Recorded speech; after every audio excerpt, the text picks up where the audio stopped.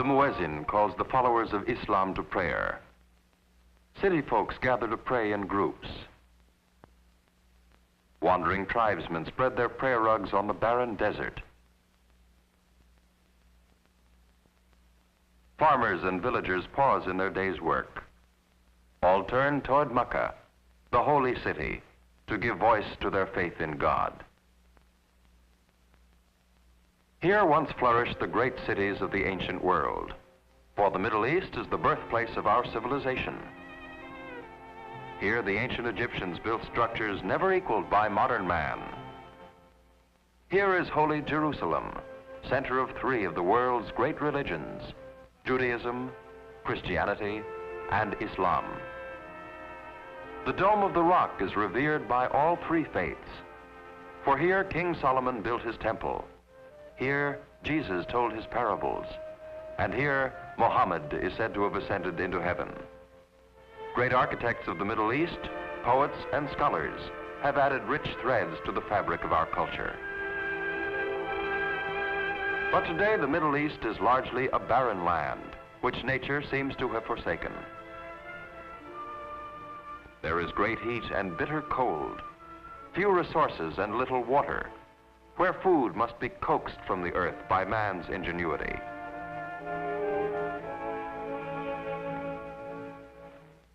The Middle East, or the Near East as it is also called, is centered on the Arabian Peninsula, which contains the large desert country of Saudi Arabia, fringed by several tribal territories. To the north, bordering the Soviet Union, are Afghanistan, Iran, which was formerly Persia, and Turkey, most European of these countries.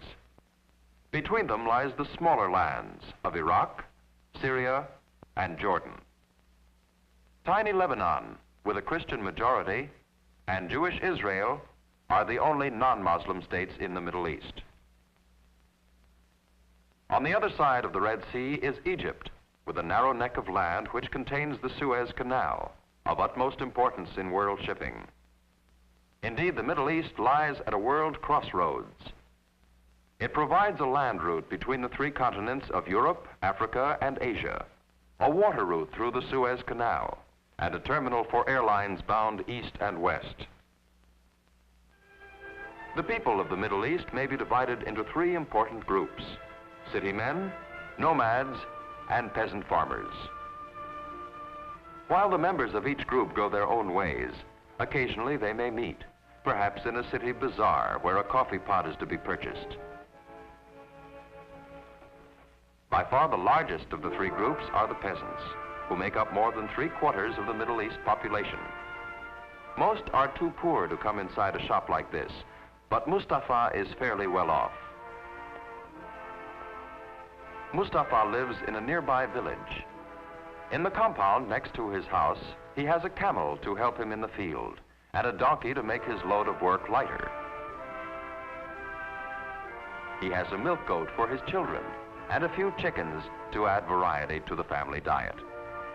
But most peasants rarely have meat of any kind. The main staple of the diet is an unleavened bread, baked by Mustafa's wife. Mustafa's village is in the dry hills, where he must depend on occasional winter rains for the moisture to grow his crops. It has one street, lined by the homes of the peasant farmers who work in the surrounding fields. The houses are ancient, usually made of stone or other readily available materials, with flat roofs covered with straw, which has been rolled into mud. Near the village are the common grazing grounds for the sheep. Mustafa owns 3 of the sheep. The others belong to different people in the village. One of the older boys guards them. The wool from these sheep, made into the famous Oriental rugs, or sold for export, is one of the few sources of cash income for the villagers. Mustafa owns his own piece of land and plants a wheat crop which will grow during the mild winter. Most of his neighbors aren't as well off. Without animals to help them, entire families have to work in the field. Like the vast majority of peasants in the Middle East, they don't own the fields in which they work, but must share a large part of their crops with the owner, the local sheikh. Much of the farming in the Middle East depends on irrigation. and there are rich lands in sharp contrast to Mustafa's barren farm. Some of the fruits of the Middle East are renowned for their fine quality. Egyptian long staple cotton is known the world over.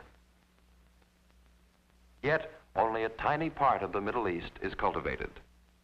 Most of the farmland is along the coastal areas and along the three major rivers of the area, the Tigris and the Euphrates rivers in Iraq, and the Nile River, along whose banks nearly all of the people of Egypt live.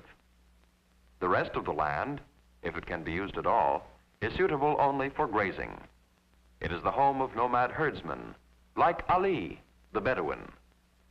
Ali bargains at great length before buying, for he has little money to spend. Tomorrow he will take the bus back to the village where he has left his camel in a stable. Then will come a long journey over the desert.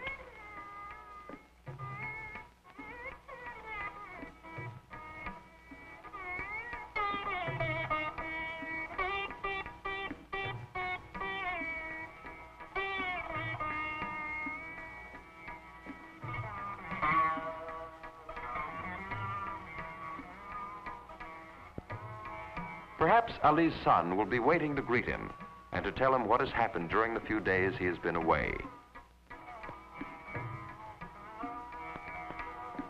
Ali will want to hear about his herds, for his very home is made from hides and cloth woven from wool.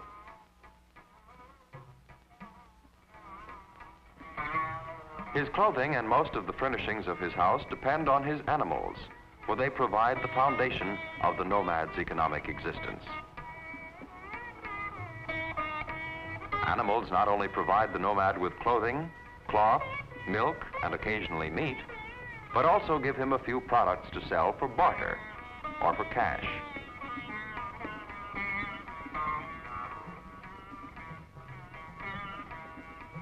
The camels provide personal transportation as well. They may be hired to carry goods in caravans across the desert, although this is fast being replaced by modern vehicles.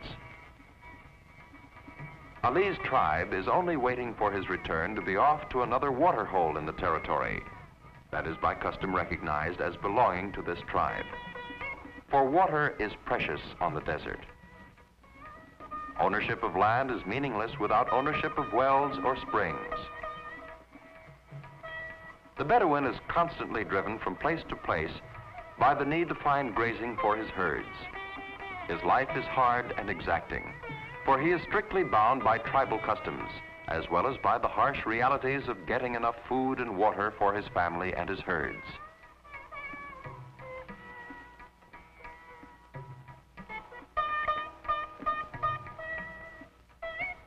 Occasionally, Ali gets money as a guide for caravans or tourists, for he is an expert tracker and can read the face of the desert as easily as we can read a road map.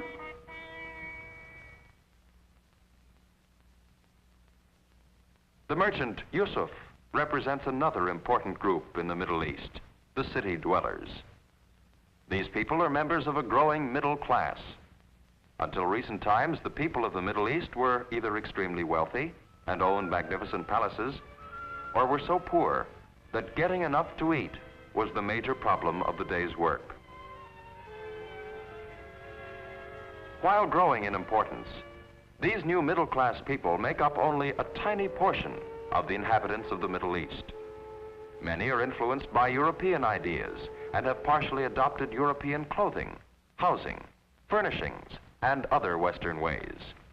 Education has been more readily available to them, and they have become conscious of the importance of the Middle East in the world and are aware that attention must be given to world affairs.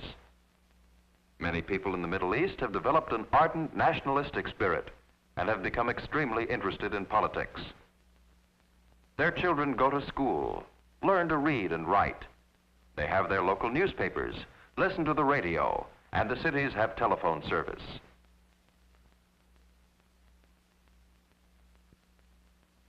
A recent development of major importance has been the discovery of vast oil deposits in many parts of the Middle East.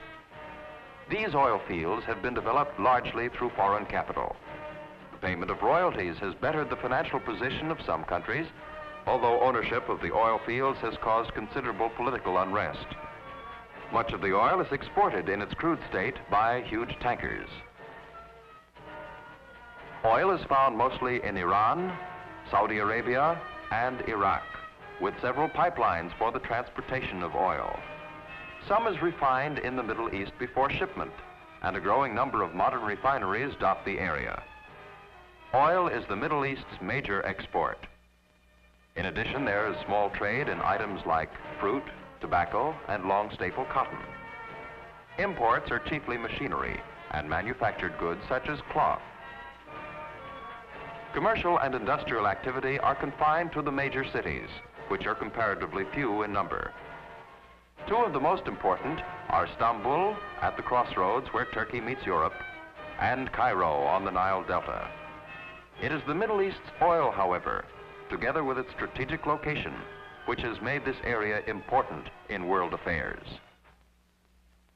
Its new position in world affairs is slowly bringing changes to the Middle East. There's a new spirit among the university students where women work and study on an equal basis with men, in a sharp break with ancient tradition. Government health centers have been set up in some of the cities.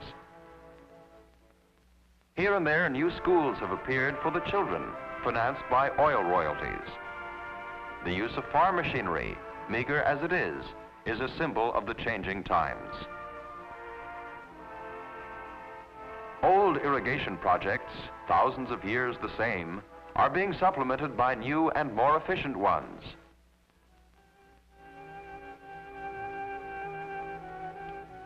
Outdated machinery and antiquated factories are slowly being replaced by more modern and efficient equipment.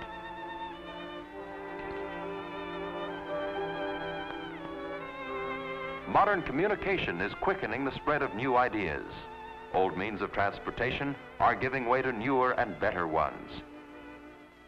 The caravan is dying out in favor of the bus,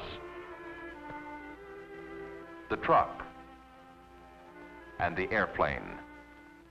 Some of the world's most modern airports are located in the Middle East.